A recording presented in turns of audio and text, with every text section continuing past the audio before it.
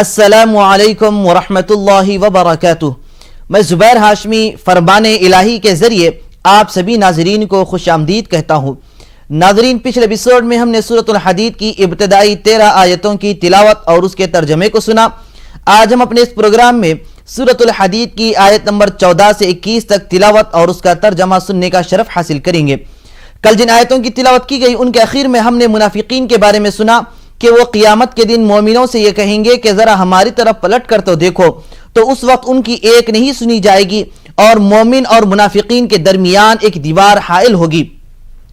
آج تلاوت کی جانے والی آیتوں کی ابتدا میں مومن اور منافقین کے درمیان جو قیامت کے روز گفتگو ہوگی اس کے بارے میں بیان کیا گیا۔ منافقین مومنین سے یہ کہیں گے کہ کیا ہم تمہارے پاس دنیا میں نہیں آئے تھے؟ تو مومنین کہیں گے کہ ہاں کیوں نہیں، تم ہمارے پاس آئے تھے، لیکن تم اپنے آپ کو فتنے میں ڈال لیے ہیں اور تمہیں اپنی جھوٹی امیدوں پر جو بھروسہ تھا آج وہ تمام چیزیں تم کو دھوکے میں ڈال دیے ہیں، اور منافقین کا جو ٹھکانہ دوزخ ہے اس میں ان کو ڈال دیا جائے گا۔ ناظرین، انسان کو غور کرنا چاہیے کہ انسان کو کس چیز کے لیے پیدا کیا گیا۔ تو انسان کو اس لیے پیدا کیا گیا تاکہ وہ اللہ کی عبادت کرے، صالح اور نیک انسان بن کر زندگی گزارے، لیکن انسان اپنی زندگی کو غفلت میں برت رہا ہے اور اس میں مبتلا ہو چکا ہے۔ انسان اپنی زندگی کے جو دن اور رات گزر رہے ہیں اس کو تو آسانی سے گزارتا چلا جا رہا ہے، اور اس کی عمر جو بڑھ رہی ہے تو ساتھ ہی ساتھ اس کی عمر بھی کم ہو رہی ہے۔ جیسے جیسے اس کی زندگی بڑھتی جائے گی ویسے ویسے موت اس کے قریب آتی جائے گی۔ کیا کبھی ہم نے یہ سوچا کہ اللہ سبحانہ و تعالیٰ کا کبھی ایسا ہم نے حق ادا کیا جیسے اس کا حق ادا کرنے کا ہے؟ اور کبھی کیا ہم نے ایسا ذکر کیا جیسے ذکر کرنے کا حق بتلایا گیا؟ کیا کبھی ہم اپنے دل میں اللہ سبحانہ و تعالیٰ کی محبت اور خوف کو پیدا کیا؟ کیا کبھی ہم اپنے آنکھوں سے اشک کو جاری کیے ہیں یا نہیں؟ ایسے غفلت جو برتنے والے انسان ہیں ان لوگوں کے بارے میں اللہ سبحانہ و تعالیٰ سورۃ الحدید کی آیت نمبر 16 کو نازل فرمایا اور یہ ارشاد فرمایا ہے کہ الم یأن للذین آمنوا ان تخشع قلوبهم لذکر اللہ وما نزل من الحق، جس کا ترجمہ یہ ہے کہ اللہ سبحانہ و تعالیٰ نے یہ ارشاد فرمایا کہ کیا مومنین کے لیے ابھی وہ وقت نہیں آیا کہ اللہ کے ذکر کے لیے اور جو حق ان پر نازل کیا گیا اس کے لیے ان کے دل نرم ہو جائیں۔ تو ابھی اس آیت شریفہ میں اہل کتاب کی ایک مثال بیان کی جا رہی ہے کہ اہل مومن کو یہ بتلایا جا رہا ہے کہ وہ اہل کتاب کی طرح نہ ہو جائے، کیونکہ ہم نے ان پر کتاب کو نازل کیا، جب ایک طویل زمانہ گزر گیا تو ان کے دل سخت ہو گئے۔ تو ناظرین، اسی لیے ہم کو یہ چاہیے کہ اللہ سبحانہ و تعالیٰ نے ہمیں جو زندگی عطا فرمائی ہے، اب جو مصروف اوقات ہمیں مل رہے ہیں اس میں سے کچھ وقت اللہ سبحانہ و تعالیٰ کی تسبیح و تقدیس بیان کرنے کے لیے نکالے، کیونکہ اگر ہم اللہ کا ذکر کثرت سے کرتے جائیں گے تو اس کے ذریعے ہماری زندگی بھی آسانی سے گزرے گی۔ یہ جو دنیاوی زندگی ہے یہ تو آسانی سے گزر ہی جائے گی، لیکن اخروی زندگی بھی ہماری بہتر سے بہتر ہو جائے گی، اور اس کے ذریعے ہماری روح اور ہمارا قلب بھی سکون و اطمینان والا ہو جائے گا۔ تو اس لیے ہم سب کو چاہیے کہ اللہ سبحانہ و تعالیٰ کا ذکر کثرت سے کریں، اور حضور نبی کریم صلی اللہ علیہ وسلم نے جس راستے پر چلنے کے لیے ہم کو بتائے ہیں اس راستے پر چلنے کی کوشش کرتے رہیں۔ تو ناظرین، اس کے متعلق اور معلومات حاصل کرنے کے لیے سنتے ہیں سورۃ الحدید کی تلاوت اور اس کا ترجمہ۔ ترجمہ کلام پاک۔ اعوذ باللہ من الشیطان الرجیم،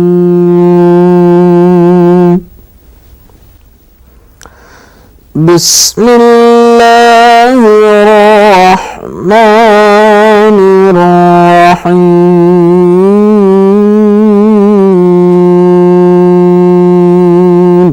شروع کرتا ہوں اللہ کے نام سے جو بڑا مہربان نہایت رحم والا ہے۔ ينادونهم ألم نكن معكم قالوا بلى ولكنكم فتنتم أنفسكم وتربصتم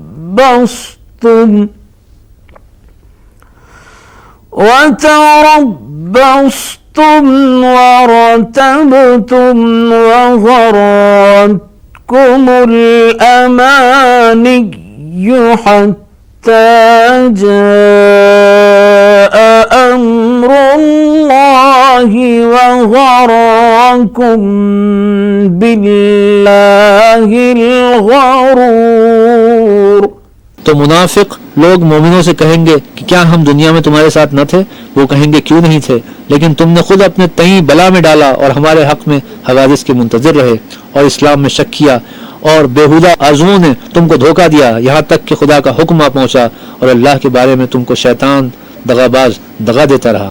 فَالْيَوْمَ لَا يُؤْخَذُ مِنكُمْ فِدْيَةٌ وَلَا مِنَ الَّذِينَ كَفَرُوا مَأْوَاكُمُ النَّارُ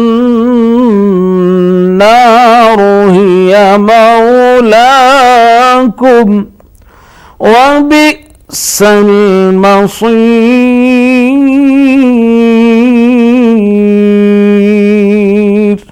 तो आज तुमसे मुआवजा नहीं लिया जाएगा और ना वो काफिरों ही से कबूल किया जाएगा। तुम सबका ठिकाना दोज़ख है कि वही तुम्हारे लायक है और वो बुरी जगह है। أَلَمْ يَأْنِ لِلَّذِينَ آمَنُوا أَن تَخْشَعَ قُلُوبُهُمْ لِذِكْرِ اللَّهِ وَمَا نَزَلَ مِنَ الْحَقِّ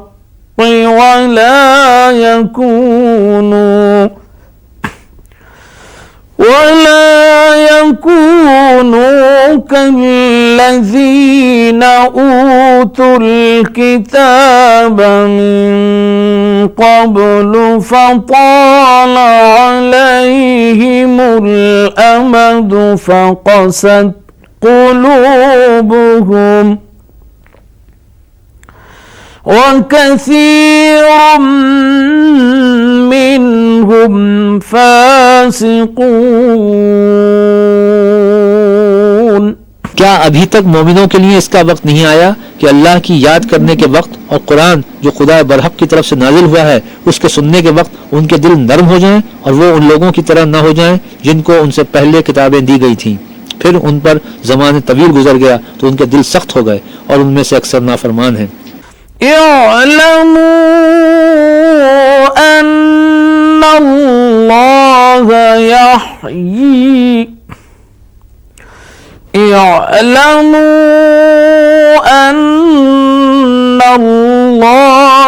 يحيي الأرض بعد موتها قد بينا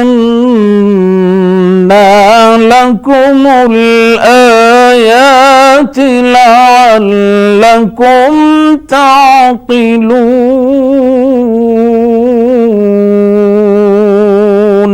जान रखो कि अल्लाह ही जमीन को उसके मरने के बाद जिंदा करता है। हमने अपनी निशानियां तुमसे खोल खोल कर बयान कर दी हैं ताकि तुम समझो।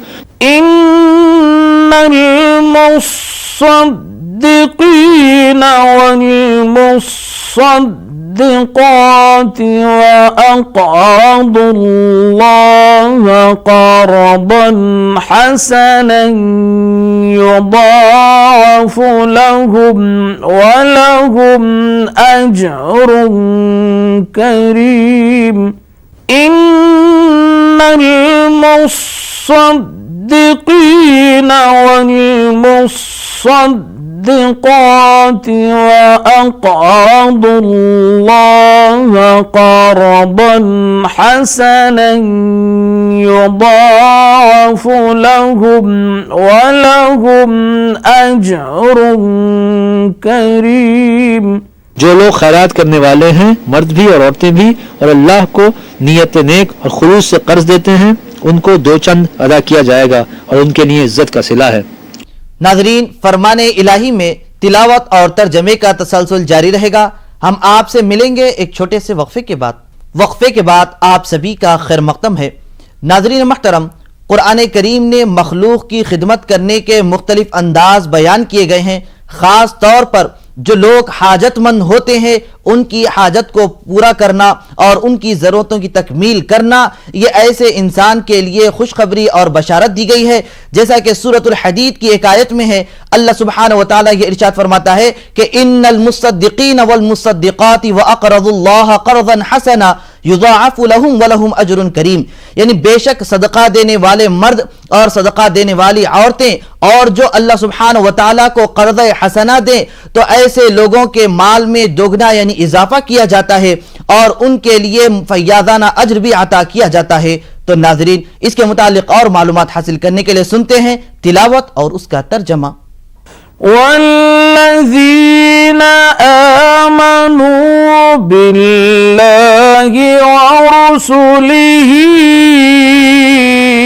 उलाइका हुमुस सिद्दीक़ून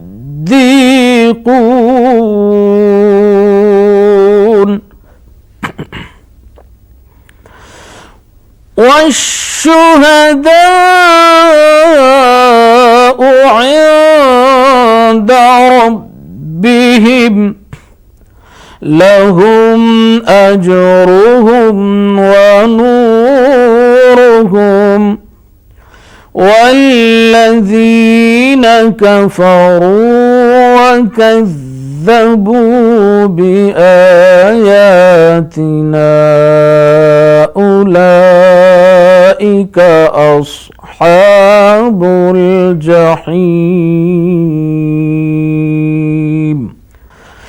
वल्लज़ीन आमनू बिल्लाहि व रसूलिही उलाइका हुमुस सिद्दीक़ून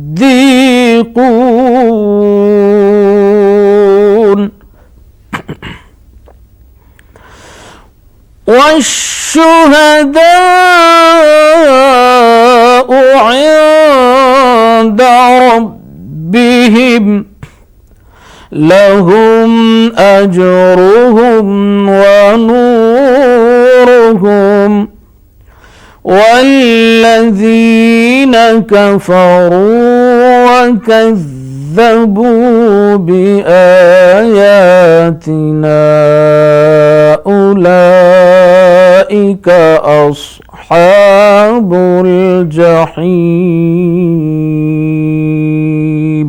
जो लोग अल्लाह और उसके पैगंबरों पर ईमान लाए हैं, यही अपने परवरदिगार के नज़दीक सिद्दीक और शहीद हैं। उनके लिए उनके अमाल का सिला होगा, उनके ईमान की रोशनी। और जिन लोगों ने कुफ्र किया और हमारी आयतों को झुटलाया, वही अहले दोज़ख हैं।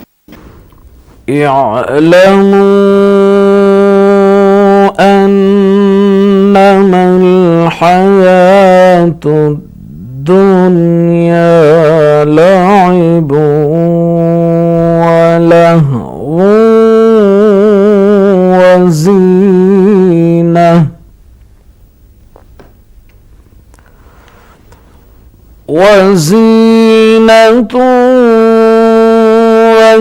وتفاخر بينكم وتكاثر في الأموال والأولاد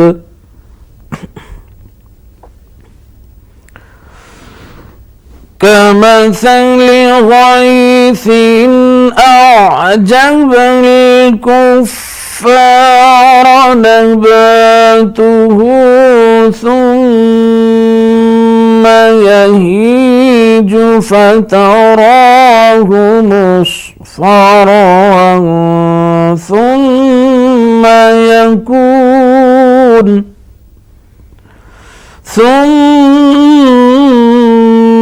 يكون حطاما اعلموا أنما الحياة الدنيا لعب ولهو وزينة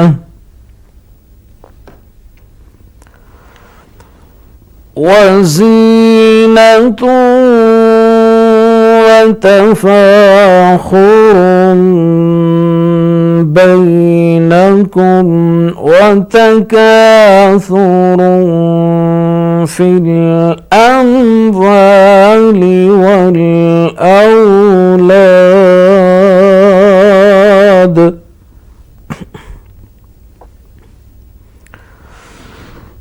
كمثل غيث أعجب الكفار نباته ثم يهيج فتراه مصفرا ثم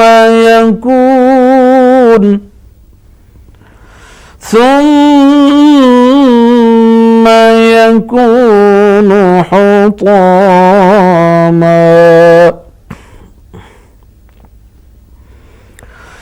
وفي الآخرة عذاب شديد ومغفرة من الله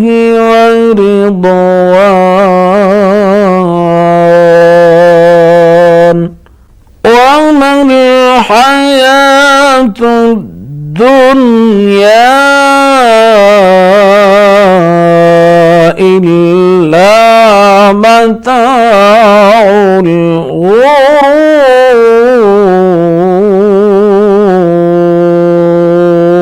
الغرور. جان رکھو کہ دنیا کی زندگی محض کھیل اور تماشا اور زینت و آرائش اور تمہارے آپس میں فخر و ستائش اور مال و اولاد کی ایک دوسرے سے زیادہ طلب و خواہش ہے. اس کی مثال ایسی ہے جیسے بارش کہ اس سے کھیتی آ گئی اور کسانوں کو کھیتی بڑی لگتی ہے، پھر وہ خوب زور پر آتی ہے، پھر اسے دیکھنے والا تو اس کو دیکھتا ہے کہ پک کر زرد پڑ جاتی ہے، پھر چورا چورا ہو جاتی ہے. اور آخرت میں کافروں کے لیے عذاب شدید اور مومنوں کے لیے خدا کی طرف سے بخشش اور خوشنودی ہے. اور دنیا کی زندگی تو متاع فریب ہے. ناظرین، فرمان الہی میں تلاوت اور ترجمے کا تسلسل جاری رہے گا. ہم آپ سے ملیں گے ایک چھوٹے سے وقفے کے بعد. وقفے کے بعد دوبارہ آپ سبھی کا خیر مقدم ہے. ناظرین محترم، سورۃ الحدید کی آیت نمبر 20 میں اللہ سبحانہ و تعالی اس دنیاوی زندگی کے تعلق سے ارشاد فرماتا ہے کہ اے لوگو سن لو، اب یہ دنیاوی زندگی جو ہے وہ صرف اور صرف کھیل اور تماشا ہے. اگر انسان اس دنیاوی زندگی میں مصروف ہو جائے گا، اپنے آپ کو منہمک کر لے گا، تو وہ اللہ سبحانہ و تعالیٰ کی رضا اور خوشنودی سے محروم ہو جائے گا. اگر کوئی بندہ اس دنیاوی زندگی جو صرف کھیل اور تماشا ہے اس سے دور ہوتے ہوئے اللہ کی رضا حاصل کرنے کی کوشش کرے گا تو اللہ سبحانہ و تعالیٰ کی رضا، خوشنودی اور بخشش اسے مل جائے گی. اس دنیاوی زندگی کے تعلق سے یہ بیان کیا گیا کہ یہاں پر دنیا میں جو ساز و سامان ہے یہ صرف اور صرف دھوکہ دینے والی چیزیں ہیں. اسی طریقے سے آیت نمبر 21 میں یہ بیان کیا جا رہا ہے جو آج تلاوت کی جانے والی آخری آیت ہے کہ اے لوگو تم اپنے رب کی مغفرت اور ایسی جنت کی طرف دوڑو جس کی چوڑائی زمین و آسمان بلکہ اس سے بھی کہیں زیادہ ہے. تو اب یہ جنت کس کے لیے بنائی گئی ہے، کس کے لیے تیار کی گئی ہے؟ تو یہ انہی لوگوں کے لیے تیار کی گئی ہے جو ایمان والے ہیں اور اللہ اور اس کے رسول پاک صلی اللہ علیہ وسلم کے بتائے ہوئے طریقے سے اپنی زندگی کو گزارنے والے ہیں. تو ناظرین محترم، یہ اللہ سبحانہ و تعالیٰ کا فضل ہی ہے. اب یہ فضل اللہ سبحانہ و تعالیٰ جسے چاہے عنایت فرماتا ہے، کیونکہ اللہ سبحانہ و تعالیٰ تو بڑے فضل کا مالک ہے. تو اس لیے ہم سب کو یہ چاہیے کہ اللہ کے فضل کے مستحق بنے اور اللہ کی رضا و خوشنودی حاصل کرنے والوں کی فہرست میں ہم سب شامل ہو جائیں. تو ناظرین، اس کے متعلق اور معلومات حاصل کرنے کے لیے شامل ہو جاتے ہیں آج کی باقی آیتوں کی تلاوت اور اس کے ترجمے کے ساتھ. سابقوا إلى مغفرة من ربكم وجنة عرضها كعرض السماء والأرض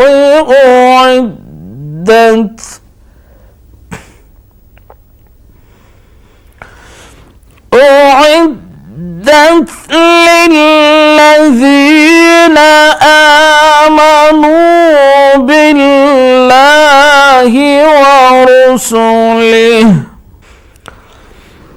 سابقوا إلى مغفرة من ربكم وجنة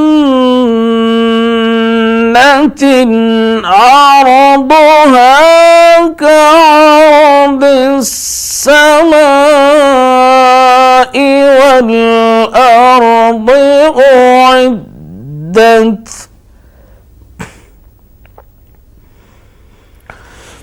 أعدت للذين آمنوا بالله ورسله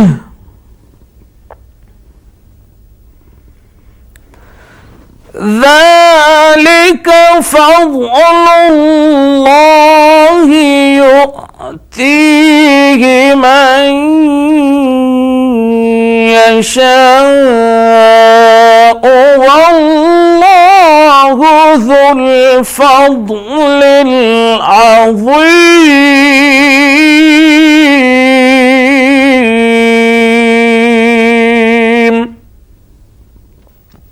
صدق الله العظيم।